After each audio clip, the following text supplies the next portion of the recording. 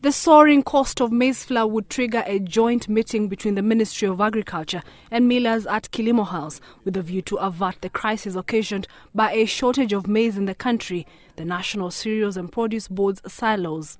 There is enough maize to feed Kenyans for the next 3 months when the next harvest is expected.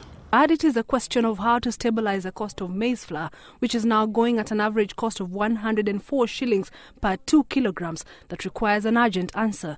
Agriculture Secretary Willie Bett reiterating plans announced by government to release 1 million bags of maize to millers. And it would be sold at 2,500 Kenya shillings. This intervention is expected to immediately stabilize the pricing of maize flour and eventually expected to reduce the price in due course. But even as the ministry moves to assure consumers, the quality of that maize continues to raise eyebrows, with allegations that at least 100,000 bags are contaminated. The 104, which is part of that old stock, will not be sold for human consumption, but it will for animal feed, because what happened is actually this discoloration.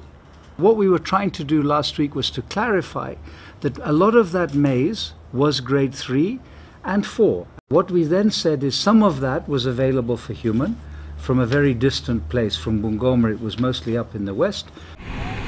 The quantity of the maize is also dependent on the release of some 6.5 million bags that are still being held by farmers and traders, with only 2.3 million available at NCPB.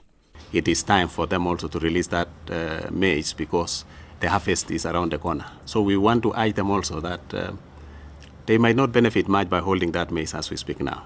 New regulations, according to Bett, now require that no strategic reserve hold stock for more than 2 years.